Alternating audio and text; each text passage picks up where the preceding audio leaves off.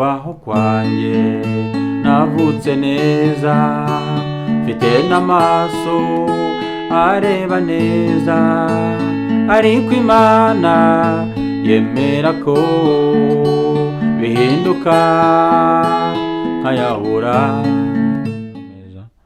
Hepfo y'inzira twari turimo rero hari abanyeshuri baganiraga bagera muri 3-4 gutyo. Umwe abwira undi ati rero ati bino bihumyi ugiye kureba ukuntu bigiye kugonga zira ntebe n'ameza byiture hasi urebe ukuntu bigiye kugwa kimwe kiragwa hejuru y'ikindi. Umuntu akaza ukumva kujombya nk'urutoki mujisho agahita yiruka akagenda. Mbese ni utuntu twinshi cyane twinshi.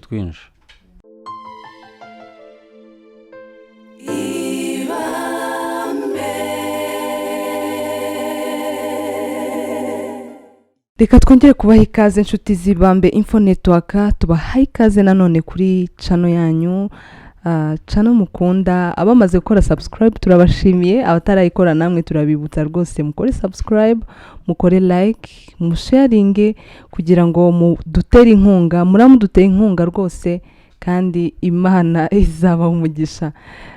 Nuko bigenda ku isi nterura ngo uterure nukunganirana, wasanga nawe hari aho uzankenera kandi nanjye nkabikora nshishikaye.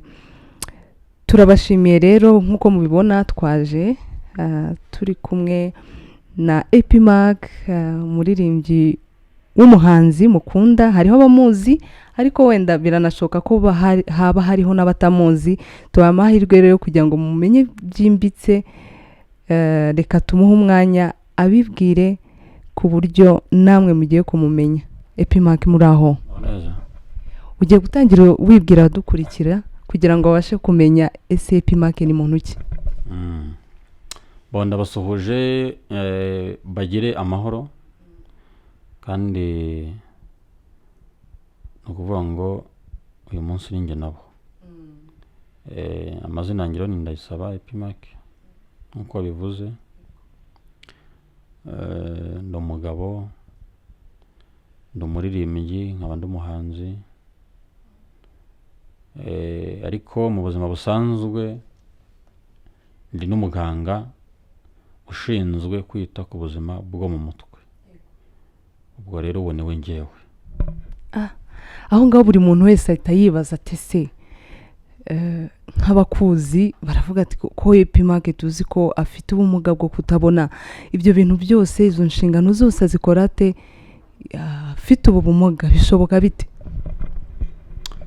Nkunda kubibwira abantu icyo kibazo n'ubundi ntibabura kukimbaza bati wenda ubikora ute, bigenda gute gukora bishobora. Iyo nza kumva ko ntabishobora cyangwa se biza ko bitashoboka sinari kuba narabyize nyine. Ariko birashoboka rwose ndetse cyane kuko ntibigombera ko umuntu areba. Ntibisaba ko umuntu areba iri sofi yo kuba umuntu afite ubwo bushake ariko n'ubumenyi bufite. Naho amaso yo ibyo dufasha byo nta nubwo ari byinshi cyane. Bikomoje uti n'ubumenyi akaba bufite. Ese ubwo bumenyi akenshi twebwe tumenyereye ko ubumenyi bukomoka mu ishuri, ukicara ku ntebe y'ishuri kwiga ibintu runaka ukabimenya hanyuma ukazabikora. None ku ishuri byari bimeze bite n'ubwo bumuga nyine bwo kutabona? Ese byaje ryari? Byaba byaraje wararangije kwiga se cyangwa uradusobanurira?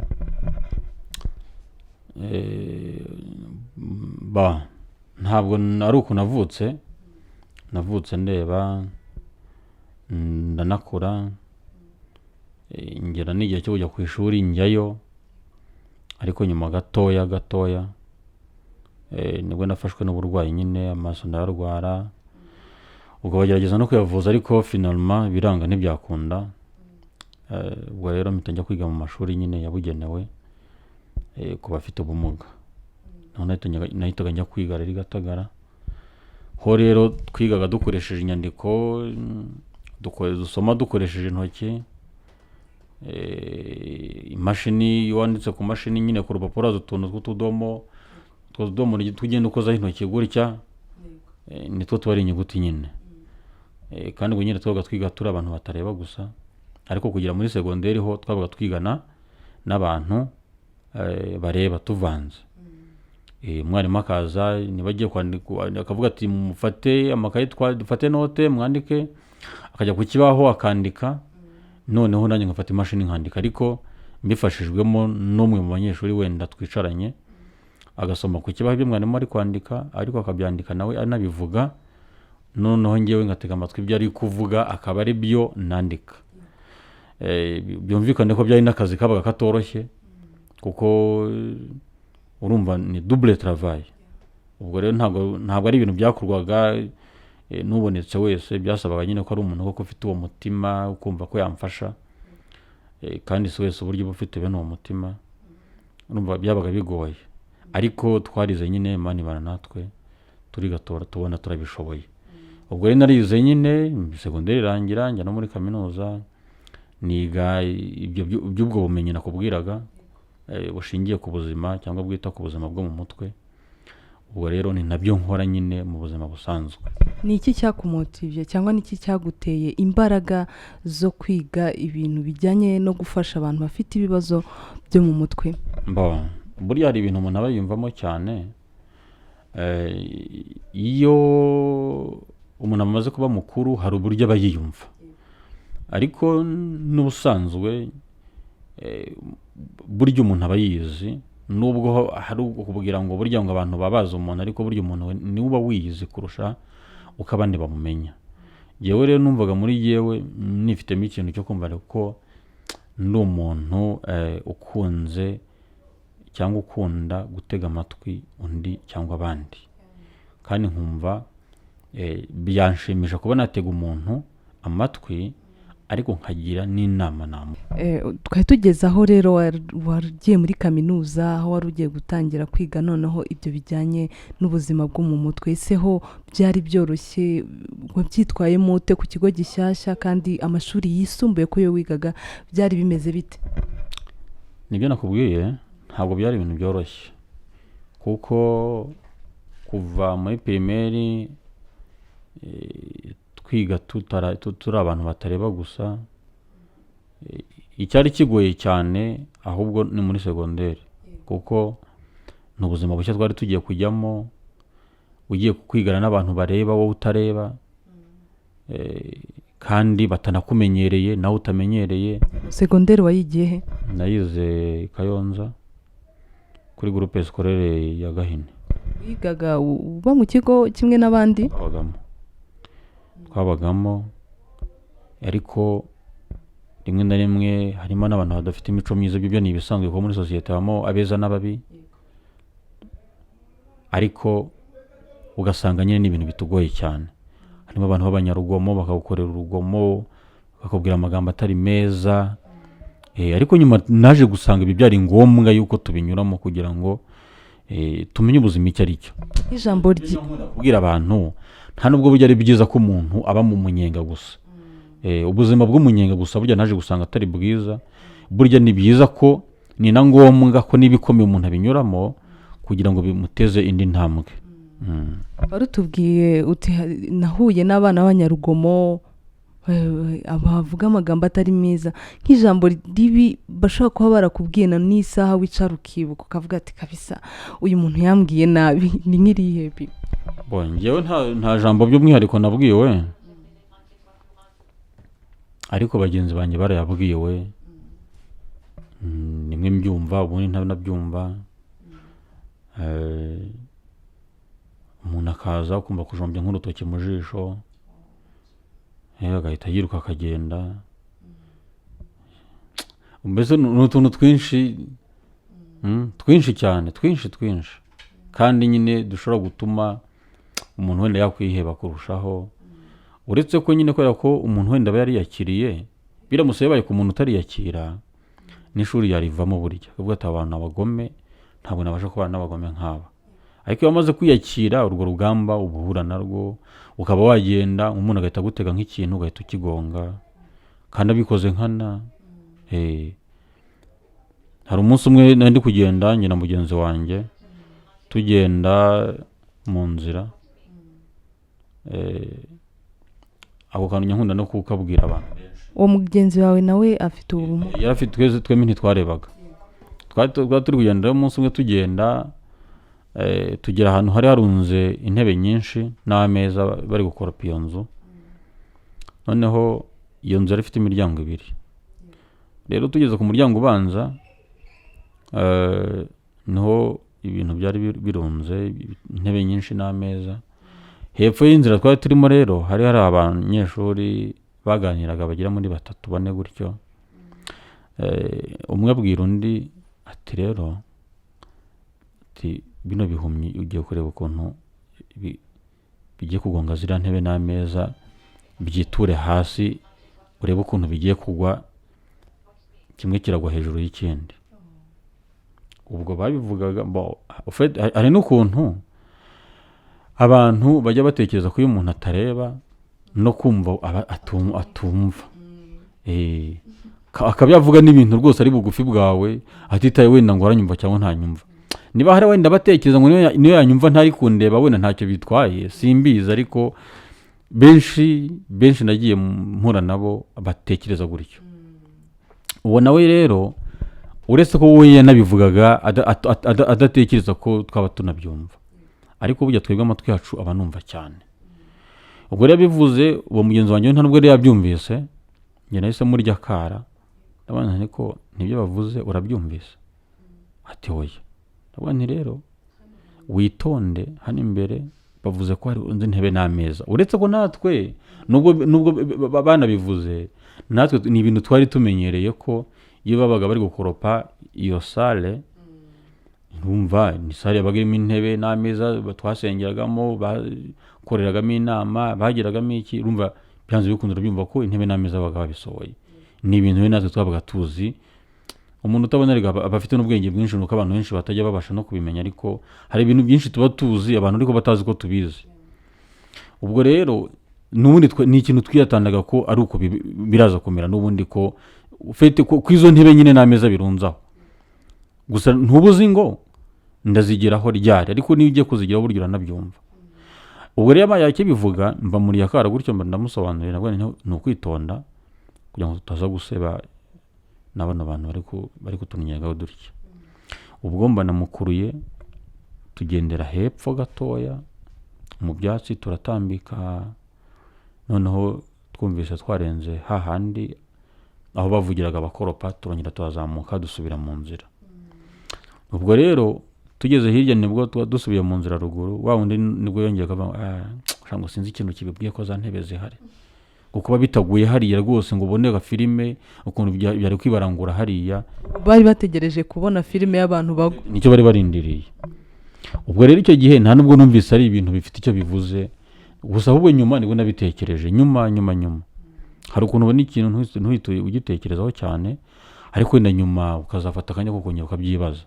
Nibwo nabyibaje nabwo se ni gute umuntu ashobora gukina ku mubyimba kuri mugenzi we, kandi burya reka nkubwire baciye umugani ngo bucya bucyana ayandi, sibyo? Umuntu ava mu rugo ari muzima, burya umuntu wese ava mu rugo yapanze. Ni nayo mpamvu dukora igenamigambi, dukora igenamigambi ry'igihe kirekire, ariko wenda nta n'umwaka dufite mu buzima bwo kubaho imbere. Ubwo rero bikarangira wenda tubigezeho cyangwa ntitunabigereho. Rero ubuzima tubamo duhura n'imbogamizi nyinshi. Ushobora kuva mu rugo wigenza ariko ukagaruka mu rugo bagutwaye utabasha no kwigenza. Rero ababitekereza ibyo ngibyo ni bakeya. Mfite amaguru uyu munsi ariko ejo ushobora gucika. Ibyo ngibyo ababitekereza ni bakeya. Ntavuga ati wenda ubwo uriya njyewe mfite amaso akaba atayafite wenda namwunganira. Ibyo ntabitekereza. Burangiye biranshimisha ni nko mu nzira umuntu akambwira ati none se ngufasha iki kumbona uri kugenda wenyine, hari icyo nagufasha? Burya umuntu numva mukunze cyane, wenda akanabimbwira aho njya mpazi nanigenza nta kibazo, ariko ndavuga ntibyo byose uyu muntu afite gutekereza. Yabonye ko mfite ikibazo, wenda bigiraho ikibazo nawe aravuga ati uyu muntu se hari icyo nabasha kumufasha. Uriya muntu burya abatekereza neza, bijya bibaye byiza ko buri wese yatekereza gutyo nk'uko hari intera ivuga ngo ni ugusiga isi ari nziza kuruta uko twayisanze, ibyo bintu byaba ari sawa buriya. Ubwo rero abo nabo ntabwo bigeze babitekereza batyo, ariko byose burya biberaho kutwigisha. none se abo bantu ubu ngubu ubasha kubibuka uwo muntu wavuze nk'iryo? Urumva ikigo cyabaga kirimo abantu benshi cyane, hari abo baguzi n'abo utazi, ariko ntabwo nari mbazi pe. Hanyuma rero ibyo nibyo wahuriye nabyo muri segonderi? Nkubwiye ni duke cyane, nta na kimwe cya kabiri nkubwiye. Ikindi cyagukoze ku mutima, yaba umuntu wakubabaje muri ubwo buryo cyangwa uwakunejeje cyane ukavuga ati rwose biragaragara ko hari abantu bagifite ubumuntu? Oya, abantu bariho cyane. Erega ubu buzima nyine nibyo nakubwiraga, hari umuntu we uzirikana ko kuba afite ibi n'ibi ari amahirwe kandi akabishimira Imana, sibyo? Akavuga ati se ni iki ngewe nakora ku muntu udafite nk'ibyo mfite? Abo twagiye tubabona nk'ubu, abo ngabo nkubwira twigaga ni haruguru y'ikiyaga cyitwa Muhazi, wenda kuba atahazi. Iyo amazi yabwabuze mu kigo twajyaga kuvoma kuri Muhazi. Nawe ukajya kuvoma kuri Muhazi? Kuri Muhazi ukajyayo ukajyana ijerekani cyangwa se indobo, ni ukuzamuka agasozi ukagaterera ukakazamuka, wenda ukaba wagira ingorane ukanyerera ukagwa hasi n'aya ndobo ikameneka, cyangwa icyo utwayemo amazi kikameneka, bigasaba ko wenda cyangwa se wenda ntikinameneka amazi akameneka, bigasaba kongera ugasubirayo, kuko wabavuga uti ejo nzoga iki, byanze bikunze agomba gusubirayo. Rero hakagira nk'umuntu rero kuvuga ati rero ikomereze, reka nsubireyo njye kuyakuzanira. Uwo muntu yabaga abonye ko hari icyo agomba kugufasha, sibyo? Hari ubwo wabaga uri muri dushe mu gitondo, y'amazi wayateruye wagejeje muri dushe, mu gihe utangiye koga uri kwisuganya, umuntu akaza kugucunga ya ndobo akaba yayiterura akayitwara, wajya gukabakaba ngo urebe indobo utangire ukarabe, ya ndobo ukayibura. Icyo kintu uri kucyumva? Byari ibibazo, ariko twashimiye Imana ko nasanze byari ngombwa ko tubinyuramo. Ibintu by'imiteto bya cyane nabyo ntabwo burya biba ari byiza. Ikigo nta gahunda yari yarashyizeho yo gufasha abantu nk'amwe? Erega imbogamizi mu buzima ntizijya zibura, kandi hari igihe n'ingamba zifatwa cyangwa hagashyiraho n'imirongo runaka, ariko les obstacles ntizibure, sibyo? Byageze aho ariko nyine twari dufite n'abantu batwitaho kame, baza kudushakira uburyo baduha ikigega nyuma gihoramo amazi, ntitwongeye kujya dusubira kuri Muhazi kenshi, byagiye bikemuka muri ubwo buryo. Ariko n'ubundi imbogamizi zo zari nyinshi, ukaba wagira gutyo ukavana uniforme muri varize ukayambika nko ku buriri kwambara, mu gihe umaze kwambara nk'ipantaro wajya gushaka ishati ukayibura, wenda umuntu ayitwaye, waba uri nko ku buriri gutya uri guhanagura mu birenge, wajya gusubiza ikirenge hasi ugasanga silipa bayitwaye ugakandagira hasi. Ubwo bikaba ibyo ntuzongere ntabwo wajya kurega, ntabwo wajya kugira gute, uniforme bayitwara ntihari kujya kwa mwarimu ngo uvuge ngo urabona ngo mbese ngo kubera ko ntareba ngo nyine ngo mbese ngo ubundi oya. Mwarimu niba avuze ngo abatambaye uniforme basohoke, nawe ugomba gusohoka. Hanyuma rero segonderi urayiga, muri izo mbogamizi zose wabashije gucamo uzicamo ugera muri kaminuza. Ukihagera rero mu kigo gishyashya, ikigo utari umenyereye, kaminuza yize Butare. Uva Kayonza muri segonderi werekeza i Butare kuri kaminuza. Ukigera mu kigo wiyumva gute? Wumvaga se bigiye koroha kurushaho cyangwa wumvaga ari ibintu bigiye gukomerera noneho kurusha mbere?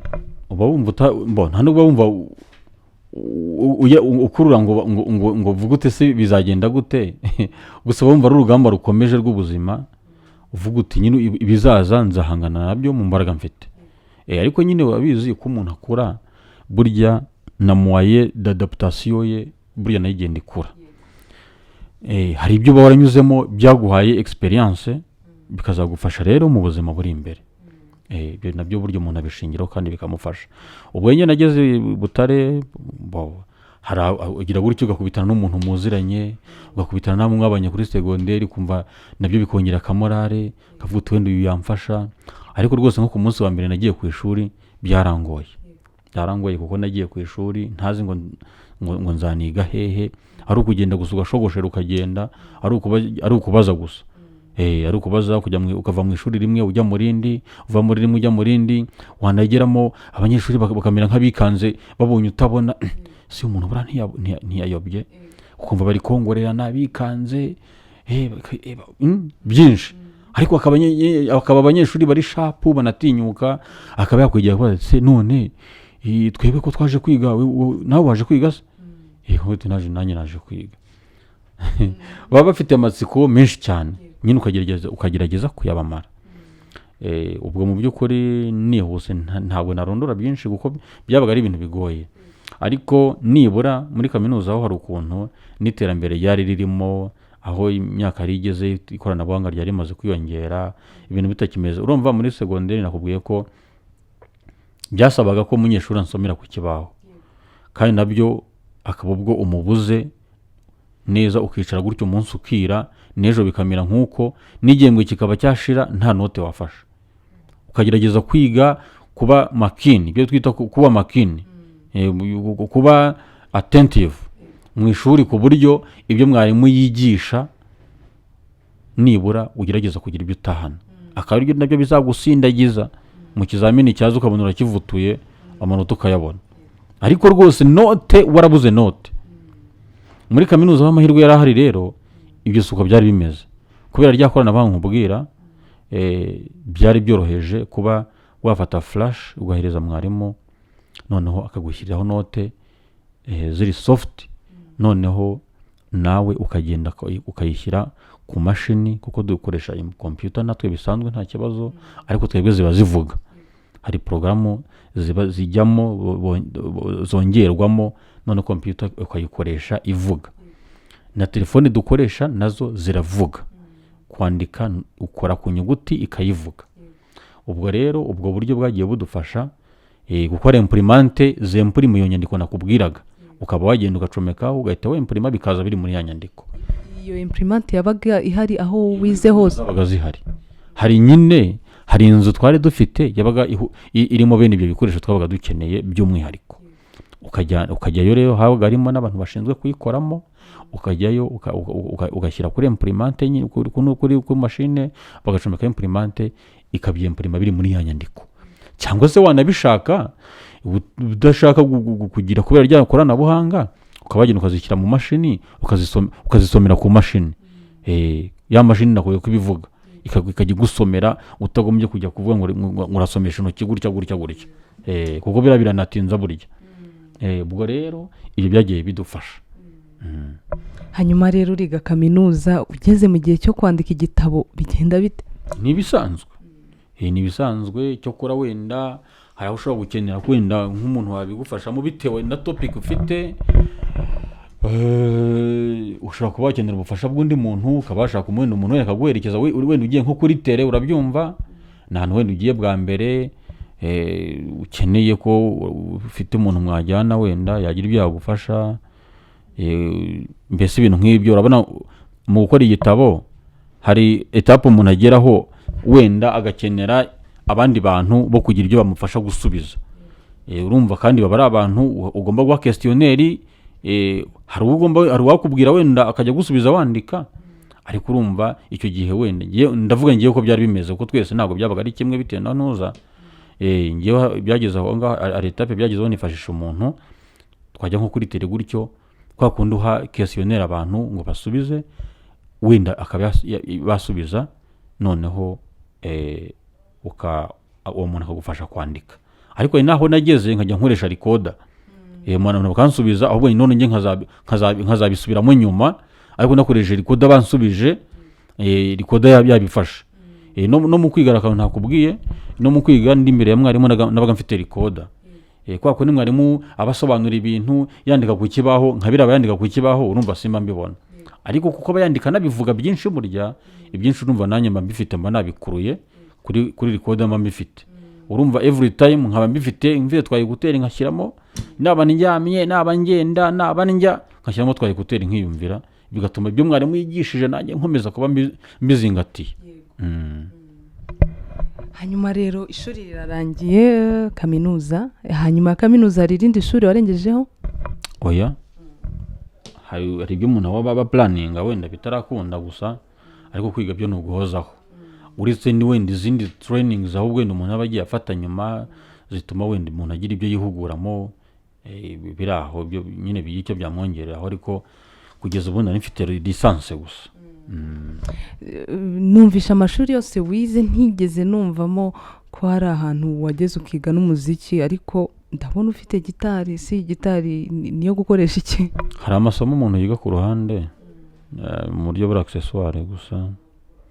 Ibi byo nanabyize kera, nta nubwo nabyize muri kaminuza cyangwa muri segonderi, ariko ni ibintu umuntu agenda yiga ku ruhande nyine bikagenda byongera gahoro gahoro.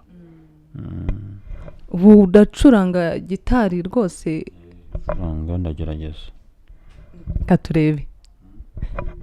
Reka turebe ko gitari bikunda. N'abafite amatsiko yo kumenya ko ibyo bintu bishoboka, ashira amatsiko. Reka rwose uducurangira akaririmbo n'abantu bagishidikanya ko bya bintu bishoboye dukora amashira kinyoma babone ko n'umuziki uwushoboye. Nkuko nakubwiye rero, njye ndirimba indirimbo z'ubwoko bubiri. Hari indirimbo zo guhimbaza Imana n'indirimbo zo mu buzima busanzwe, zo kwigisha abantu, zo kuhwitura abantu, zo gukebura komusa. Hano hari akarimbo mfite kitwa kora amateka, kankora imbiraho gatoya wumve, sibyo?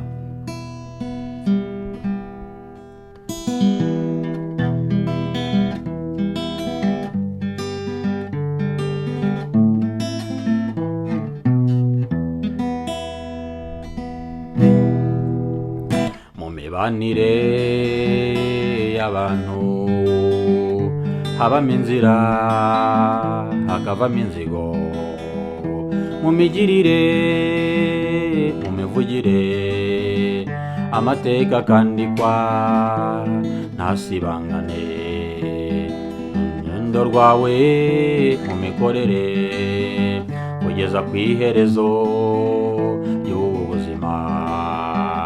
Intero wateye n'iy'amateka azakwikiriza iguherekeze. Kora amateka yawe nyir'ubupfura bumwe bwo mu nda. Kora amateka yawe, gerageza ube nta makemwa.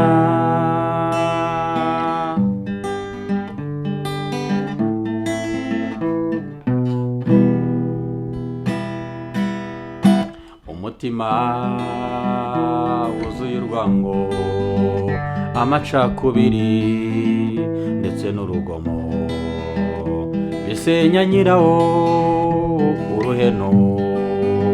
Amateka akandikwa ntasibangane, ibinyuma yawe ibyo wakoze ntibizibagirana, naho waba utakiriho. Intero wateye n'iy'amateka azakwikiriza iguherekeze.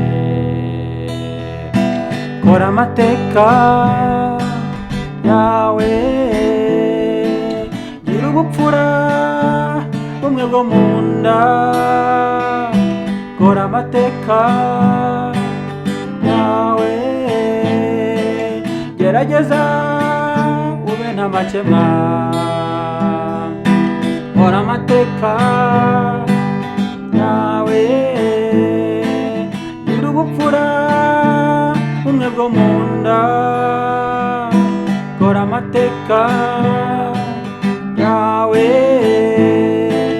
gerageza ube nta makemwa.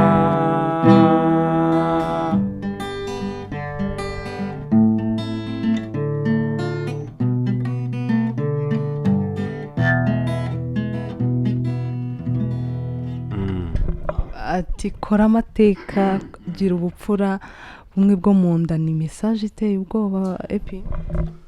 ni ukugira ubupfura ufite ubona ko mu mibanire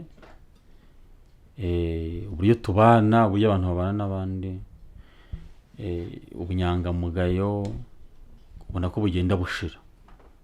Ubwo rero urumva ko ubupfura kandi burya ngo buba mu nda. Ubwo rero ni ukugira ngo abantu bongere batekereze, bagire uko bakongera kwirebaho ku bijyanye n'imibanire, imibereho, imigirire ya buri munsi. Niki cyaguteye kumva iyi ndirimbo ubona ko ikwiriye gusangizwa abanyarwanda cyangwa se abandi bose babasha kumva uru rurimi waririmbyemo?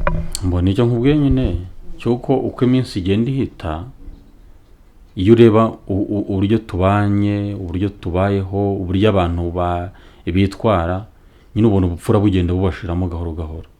Bari mu rwego rwo kugira ngo umuntu nibura agerageze gukebura, umuntu yongera atekereze, ariko yitekerezeho, n'uguhwitura kandi nyine biba ari uguhozaho. Nihe motivation yaguteye kumva ushaka kwiga umuziki, cyane cyane ko watubwiye ko watangiye kwiga umuziki kera ukiri mutoya? Byaje bite?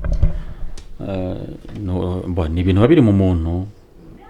Kuririmba ni impano yanjye kuva handi no mu nda ya mama, kuko nyine nakuze nkunda kuririmba cyane, mbikunda, ariko nkumva nyine ntazi n'uburyo hari wenda ntazi inzira nzabinyuzamo ngo mbe nabikora nk'ubu ngubu nyine, nubwo numva hari byinshi nkeneye kugeraho, ariko byageze aho bihura nuko nari ndi mu bigo by'abihaye Imana.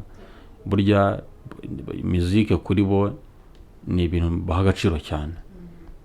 Rero dushakira abantu batwigisha gitari, baraza baratwigisha, mvayo nibura ari akantu gatoya nkuyeyo, naho kagiye kansindagiza gake gake. Hanyuma umuziki hari icyo wakumariye ku buryo wumva uvuga uti rwose nakoze neza, nagize amahirwe kuba narize umuziki? Hari aho byankuye, hari n'aho byangejeje? Nta bikomeye cyane navuga umaze kungezaho, ariko hari ibyo wamariye kandi numva byo kwishimira nkanjye. Icya mbere ndetse mpaga n'agaciro cyane nuko wampuje n'abantu benshi. Buriya muri jyewe hari ikintu nkunda kandi mpa agaciro. Iyo ngize umuntu nunguka mu buzima bwanjye mushya, uwo muntu akaza ari mushya mu buzima bwanjye, tumenyanye, ni ibintu rwose nishimira. Umuziki rero wampuje n'abantu benshi cyane, abo hafi n'abakure, wampaye inshuti nyinshi.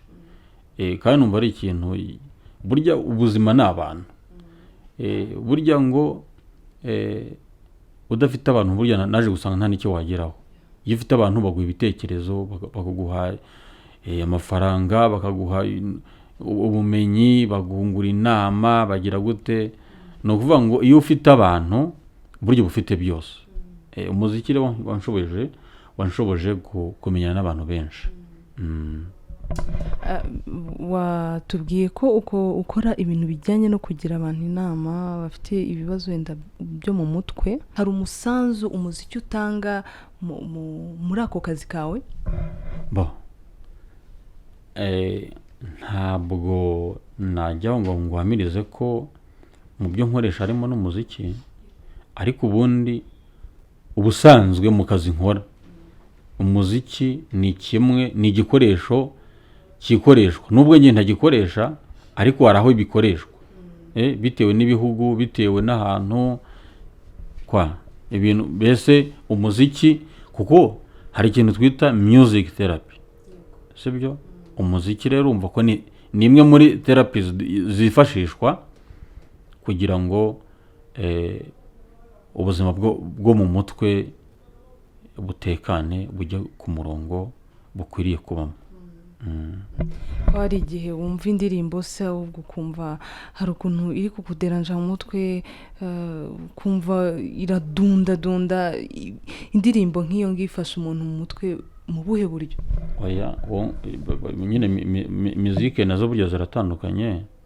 Ushobora guha umuntu muzike ugira ngo wenda yishyushye amere nk'uri kwidagadura, amere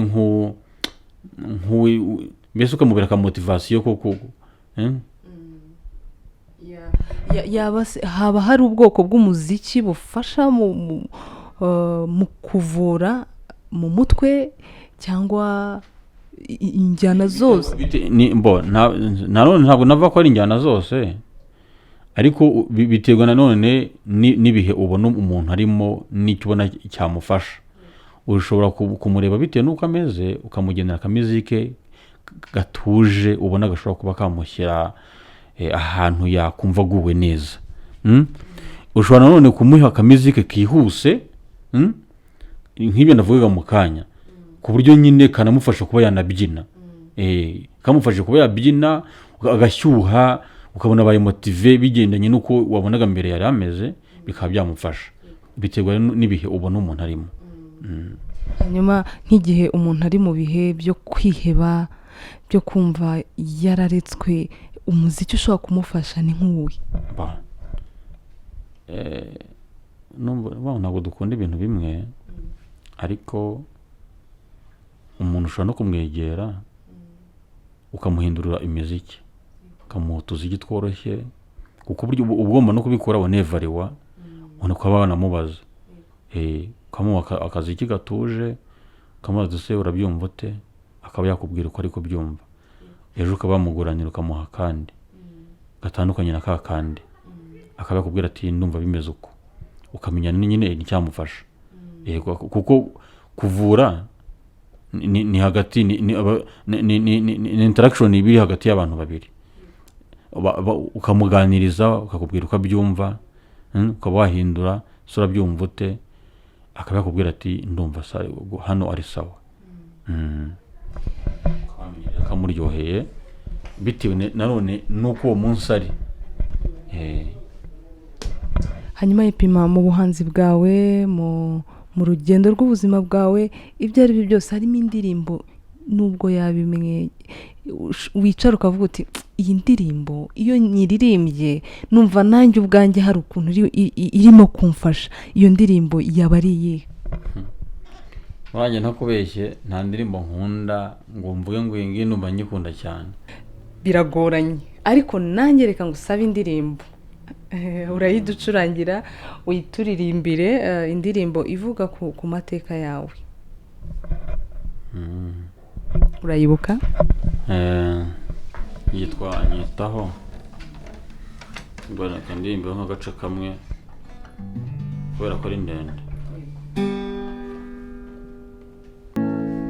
Neruye nshima umwami wanjye, umukunzi wanjye wankunze kera, mushime cyane niwe wandemye, abameze uko ndubu mu kubaho kwanjye, navutse neza mfite n'amaso areba neza, ariko Imana yemera ko bihinduka nkayabura, ariko Yesu umwe yaduhanye, urukundo rwe rurengeye, anyitaho aramfasha, niyo mpamvu muririmba ngira nti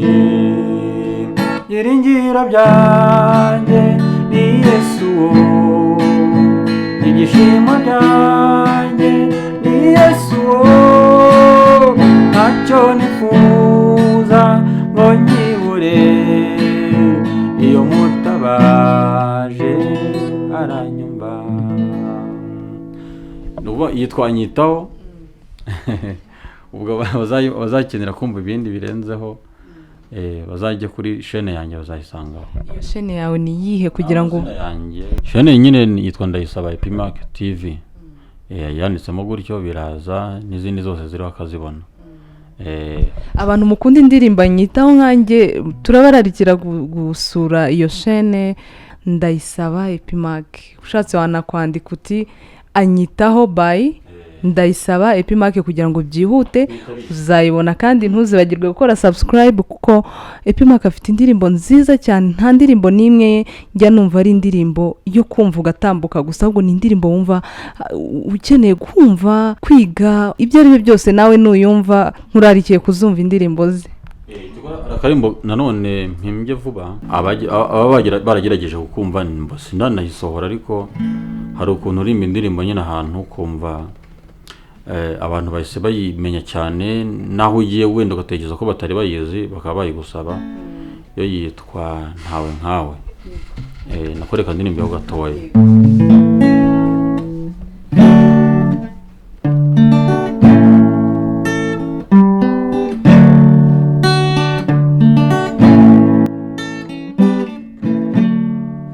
Witeka mana yanjye erega ntawe nkawe nta n'uwo nabona nagereranya nawe abo twita bakomeye babikesha wowe icyubahiro bafite gituruka kuri wowe kuganwa no kugaba ni wowe ubitanga imitungo n'amatungo bituruka kuri wowe uri uwo kwizerwa ndetse no kwiringirwa uwagira umutware yatwarwa nawe abo ubwo twiringira abakomeye bo mu isi tugakubita igihwereye bakadutenguha tugatakaza ibyiringiro tukagenda amaramasa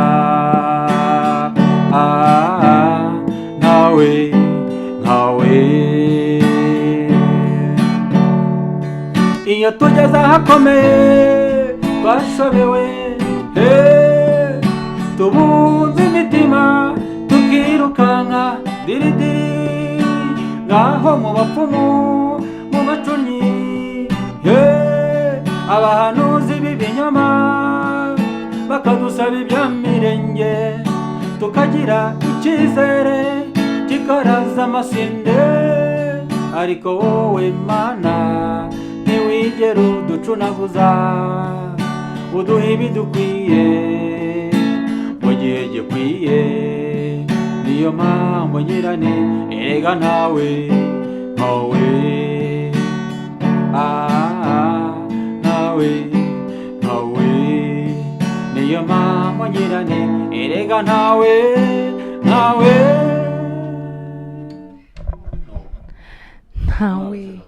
ntawe nkawe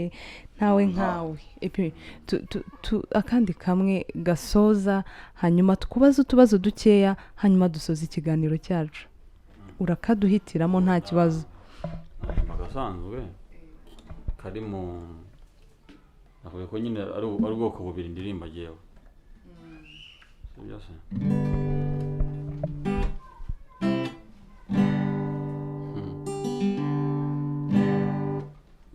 indirimbo ndiko himba muri iminsi ariko ntararangiza wikanira umugisha wundi ukanyibuye sinjye wawuciye ingendo y'undi iravuna nabyo bimenye kuki utagerageza ibyawe ngo urobe ifi yawe gerageza uba umugabo ca umuvuno wawe gabanya akarindi byaribwo yako ndugu niwishingiye abandi yawizarangara think twice and be focused nyowe my friend gisha umutima inama live my way niwishingiye abandi yawizarangara think twice focus nyowe my friend gisha umutima inama live my way sakose mbega indirimbo iyi ndirimbo twumvise ni indirimbo itangaje buri wese uranga yasetse ariko nanone ifite ukuntu ituma umuntu aseka ariko ifite ibyo yigisha ifite ubutumwa bwiza kandi bugenewe buri muntu wese none iyi ndirimbo uzayisohora ryari ariko numva inteye amatsiko ndumva nkeneye kumenya ibindi bikurikiyeho mfite indirimbo nyinshi mu studio ariko zigenda zisohoka nyine buhoro buhoro nuko ntajya ngira uburyo cyangwa umwanya wo gushaka wo kugira uburyo nyine indirimbo nazikorera promotion usanga no kuri share yanjye usanga indirimbo zanjye ziba zitararebwe cyane nyine abantu bakanshinja yuko ngo ntajya mbyitaho ariko nyine n'igihe umuntu aba ari mu kazi katatuma abona umwanya w'ibindi bintu cyane ku ruhande kenshi ugasanga nyine indirimbo zanjye mbese nyine abantu ntibazimenya cyane wenda ubwo yaba sinzi niba ari defo mfite cyangwa ariko sintekereza ko ari defo ahubwo nuko kuntu nyine ntabona uburyo n'umwanya uhagije wo kubikurikirana cyane ariko indirimbo zo mu studio ziba zirimo ubwo nabona akanya nyine nkasimbuka nkajya kurikodingaho gake nkavamo inita narangiye ashira ikindi gihe nkajya kuyikomeza ariko mu studio aba hariyo indirimbo zanjye nyinshi ubwo rero ntabwo nakubeshya ngo isasohoka ryari ariko nanjye nkurikije message mba nshaka gutanga mu bantu mba nifuza ko byakwihuta ariko hari igihe bitankundira rwose tugirire iyi ndirimbo isohoke mu za mbere kuko ndakeka n'abandi badukurikiye bahise bumva bagize amatsiko yo kumenya iherezo ry'indirimbo uko ibice bikurikiraho uko bivuga kuko ni indirimbo nziza tugiye kukubaza utubazo dukeya hanyuma dusoze ikibazo cya mbere nakubaza ushingira kuki uhitamo umwenda wo kwambara urumva iyo umuntu afite imyenda hari gutekereza utingiye aha bigateye ntabwo nakubeshya ngo nshingira kuri iki ariko hari ukuntu binzamo nkatekereza nkavuga se mu myenda mfite ubu nambara uwuhera nkatekereza ntiwakwambara ya pantaro imeze uku n'uku imyenda yanjye yose mba nyizi nzi no kuyitandukanya nkavuga ntiwakwambara iya pantaro imeze gutya na gutya ese buriya ndayambara n'iyi shati nkabitekereza nabyo nkatekereza n'iyi shati ndi bubyambarane nuko nkagenda nkabifata nkayitera ipasi namara gutera ipasi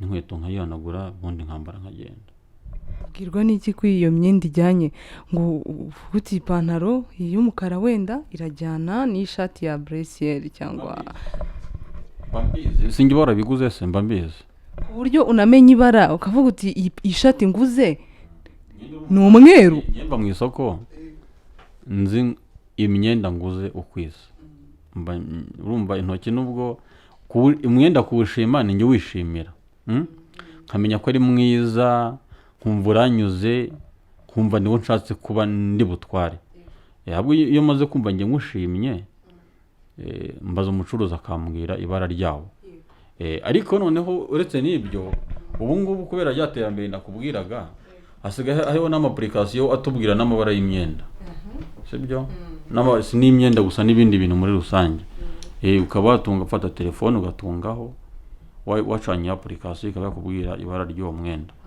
ikoranabuhanga rero mba ryageze kure ubwo rero imyenda yanjye urumva mba nyizi yose ni ukwisa hanyuma rero ikindi cya kabiri uhera he cyangwa se ni iki gituma uhitamo modeli wiyogosheshamo ibyo ntabwo nyambitekerezaho cyane uragenda muri salo ukavuga ati nabone nyogosha usiga agasatsi gakeya tout simplement nta bindi nawe nyine mu buhanga bwe akagerageza ibyo azi nyine ibintu byo kwiyogosha byo ntabwo nyambitindamo cyane none EPIMAQUE mu kutwibwira watubwiye ko washatse ufite umugore ufite n'umwana none wagendeye kuki abandi iyo agiye guhitamo aravuga ati nzashaka umukobwa mwiza w'inzobe cyangwa se wirabura mwiza wenda imico nayo ikaza ariko yabanje guhera ku isura none wowe wagendeye kuki uhitamo umugore muzabana burya hari ikintu utazi burya umuntu wese ahava akagera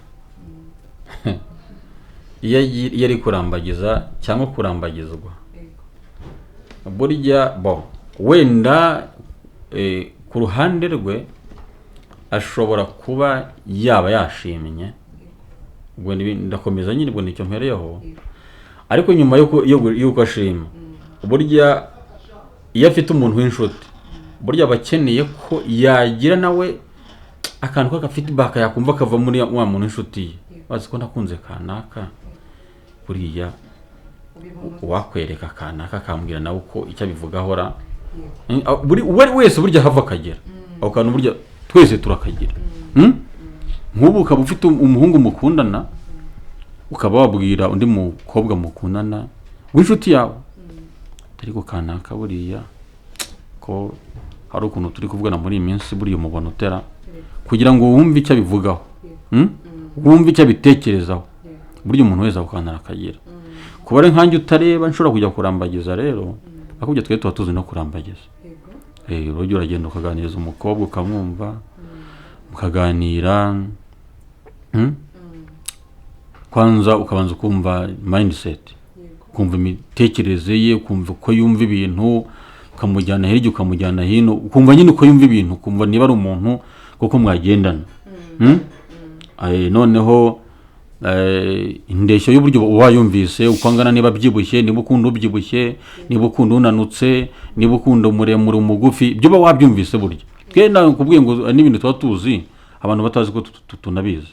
Ibyo ari byo twumva mbere rugikubita rwose, umuntu ntaramenya ko twabimenye. Umuntu yagusuza ugahita umenya ko ari muremure cyangwa ako kanya ukinsuzanya nkaba nabimenye, ariko ntubuze ko ngiye ko namaze kubimenya kwera.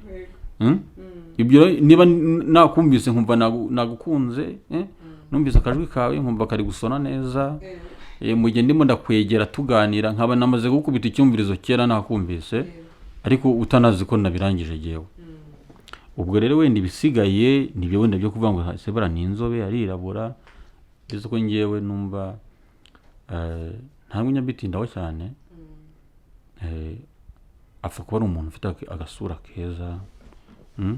Gasura keza rero. Keza rero ntiyanira kubwiye. Hari ukuntu ugenda ukurura gake gake ubyumva. Cyangwa nawe uri muri babandi bavuga bati ubwo uyu mukobwa ari kuvuga muri ubu buryo bishobora ko nagasura rwose. Isura n'imvugo ntaho bihorera.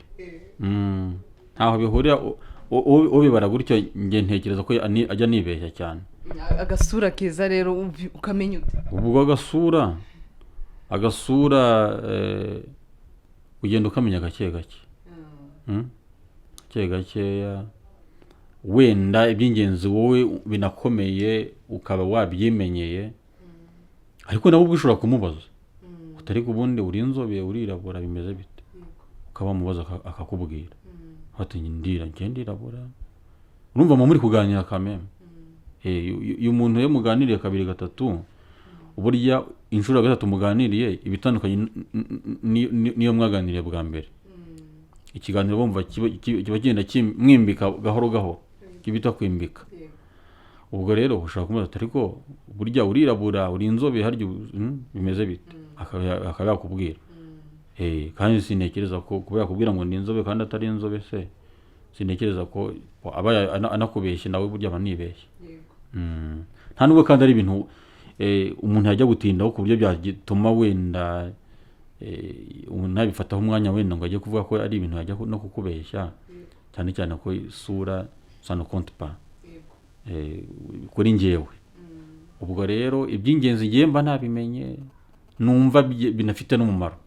Ariko burya kubera ko umuntu ubutamumenya cyane butamuzi, burya nakubwiye ngo buri wese ahava akagera hari amakuru akenera no mu bandi batari we. Nk'ubu niba nahuye n'umukobwa nkaba nagerageza gushakisha n'andi makuru mu bakobwa bagenzi be baba banamuzi, burya nabyo c'est une partie yo kurambagiza. Ubwo rero ibyo byo ni ibya buri wese, ukamenya imico ye, uriya muntu akunda gusenga se, ni umuntu ukunda gusuzugura ese yifata gute hagati ye mu bandi bantu abana nawe. Ayo ni amakuru dukura, buri wese akura mu bandi bantu. Ibyo byose iyo umuntu agenda bihuriza hamwe hari icyo bimuha kumva niba ya ntambwe wateye wayikomeza cyangwa se wahagararira aho ngaho. haba hari abandi bakobwa wigeze urambagiza bakubwira ko atari beza ku masura ugatangira kugenza gake?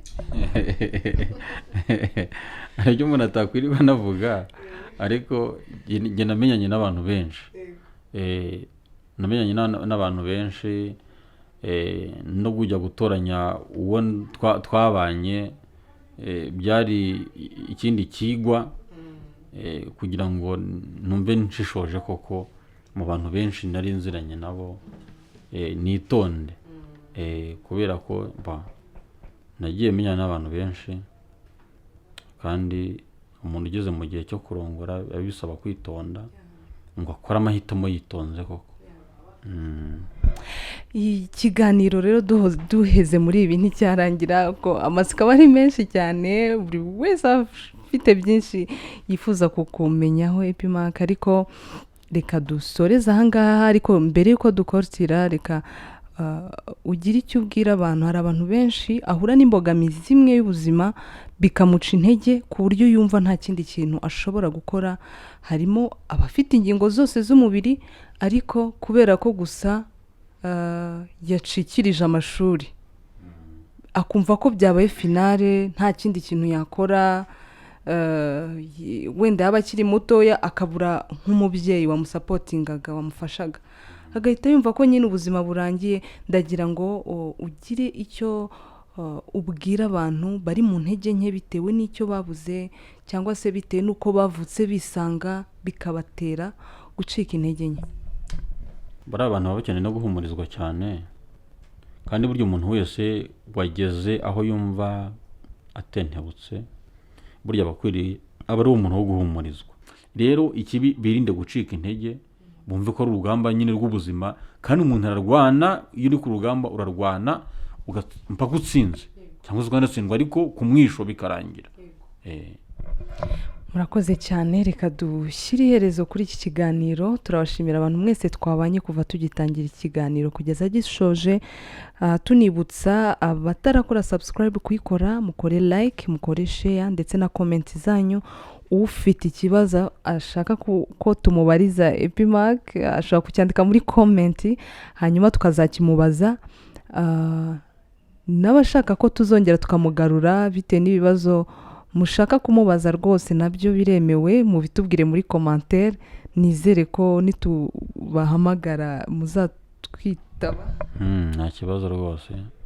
Yego, abantu bakeneye gusobanukirwa biruseho, ni umuntu ukunda kuganira, nta cyambuza kugaruka ngo twongere tuganire nabo. murakoze cyane rero. Imana ibarinde. Njye nitwaje neza Mbangutse Hélène Olive.